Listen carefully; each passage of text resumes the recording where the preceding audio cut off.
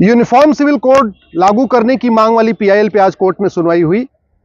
हमने कोर्ट से कहा कि अब के 75 साल पहले यूनिफॉर्म सिविल कोड पे लंबी चर्चा हो चुकी थी। यूनिफॉर्म सिविल कोड हमारे कॉन्स्टिट्यूशन का पार्ट बन गया।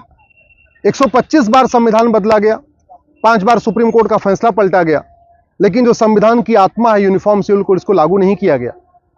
फिर कोर्ट ने कहा कि ऑलरेडी चूंकि लॉ कमीशन ऑफ इंडिया इस पे काम कर रहा है और law commission uniform civil code का ड्राफ्ट तैयार कर रहा है, इसलिए ज्यादा अच्छा ये होगा कि हम लोग अब जाके अपना जो डिटेल प्रेजेंटेशन है, अपने जितनी पिटीशन की कॉपी है, उसको लॉ कमीशन को हैंड ओवर करें।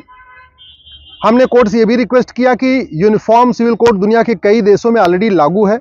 यूनिफॉर्म सिविल कोड कोई रॉकेट साइंस नहीं है। यूनिफॉर्म सिविल कोड आएगा, शादी विवाह की उम्र समान हो जाएगी। यूनिफॉर्म सिविल कोड आएगा, शादी का रजिस्ट्रेशन कंपलसरी होगा। यूनिफॉर्म सिविल कोड आएगा, ग्राउंड्स ऑफ डिवोर्स और प्रोसीजर ऑफ डिवोर्स सबके लिए कॉमन हो जाएगा। यूनिफॉर्म सिविल कोड आएगा, गुजारा भत्ता सबको मिलेगा। यूनिफॉर्म सिविल कोड आएगा, विरासत और वसीयत का एक समान अधिकार सबको मिलेगा। यूनिफॉर्म सिविल कोड आएगा, एक पति एक पत्नी का नियम सब पे लागू हो जाएगा। यूनिफॉर्म सिविल कोड आएगा तो माता पिता की देखभाल का अधिकार सबको मिलेगा। इसलिए uniform civil code gender justice, gender equality के लिए बहुत जरूरी है। देश की सभी बहन बेटियों को एक समान अधिकार तभी मिल सकता है जब यूनिफॉर्म सिविल कोड हो। तो पूरी बहस सुनने के बाद कोर्ट ने कहा कि अब चूंकि already law commission of India एक रिपोर्ट तैयार कर रहा है, इसलिए अब इस पे कोर्ट में सुनवाई की जरूरत नहीं है, बल्कि हम सभी जितने भी याचिकाकर्ता हैं, टोटल 7 याचिकाकर्ता हैं, मेरे साथ अभिनव बेरी हैं, अंबर जैदी हैं, निगहत अब्बास हैं, फिरोज बख्त अहमद हैं, दानिश इकबाल हैं, हम सभी याचिकाकर्ताओं को कोर्ट ने कहा है कि अब आप जाइए लॉ कमीशन को, अपना पूरा प्रेजेंटेशन दीजिए। अगर आपने कोई ड्राफ्ट बनाया है तो ड्राफ्ट भी हैंड ओवर करें। तो अब हम ऑर्डर की कॉपी लेके लॉ कमीशन के पास जाएंगे और लॉ कमीशन से रिक्वेस्ट करेंगे कि वो अमेरिका का यूसीसी देख ले, फ्रांस का यूसीसी देख ले, ब्रिटेन का यूसीसी देख ले, सिंगापुर का यूसीसी देख ले और सारे यूसीसी को देख के एक कॉमन सिविल कोड बनाए। हम ये भी रिक्वेस्ट करेंगे लॉ कमीशन ऑफ इंडिया से, इसका नाम यूनिफॉर्म सिविल कोड नहीं होना चाहिए, इसका नाम होना चाहिए भारतीय नागरिक संहिता। जैसे भारतीय दंड संहिता है, भारतीय साक्ष्य संहिता है, वैसे इसका नाम भारतीय नागरिक संहिता होनी चाहिए।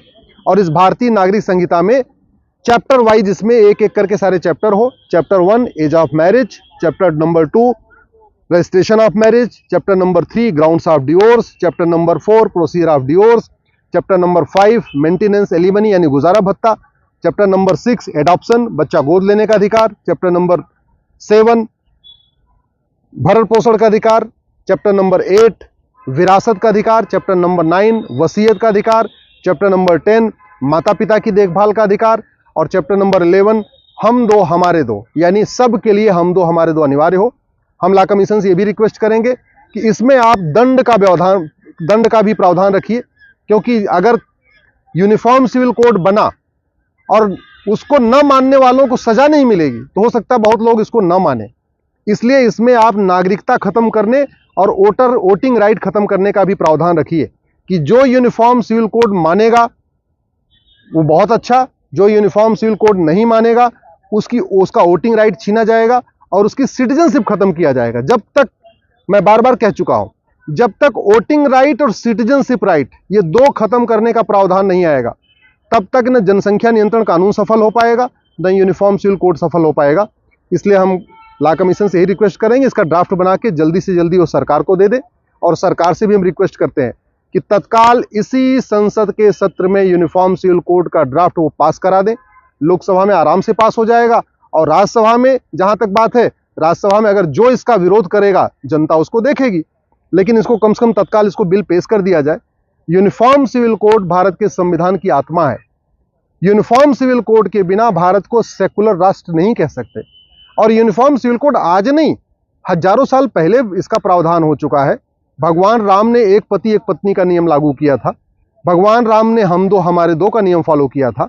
हमारा संविधान भी यही कहता है।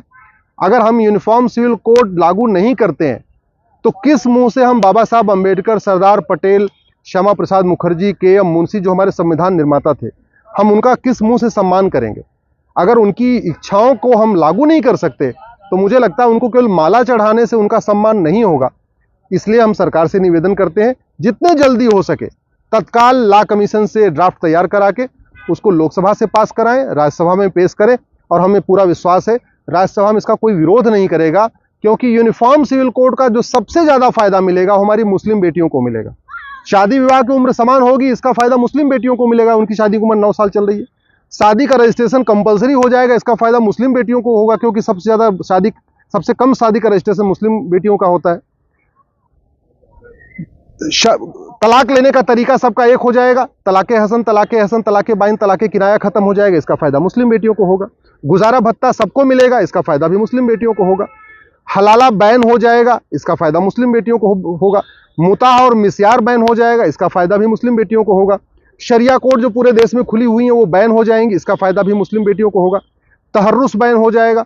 तो ये जो कुरीतियां चल रही हैं, और ये जो कुरीतियां, ये भारत की कुरीतियां नहीं है, ये अरब की कुरीतियां हैं। दुर्भाग्यवश अरब की कुरीति अरब में बैन हो चुकी है। अरब की कुरीति दुनिया के कई इस्लामिक देशों में बैन हो चुकी है, लेकिन अरब की कुरीति भारत में चल रही है। इसलिए हम जब यूनिफॉर्म सिविल कोड आएगा तो ये सारी कुरीतियां खत्म होंगी।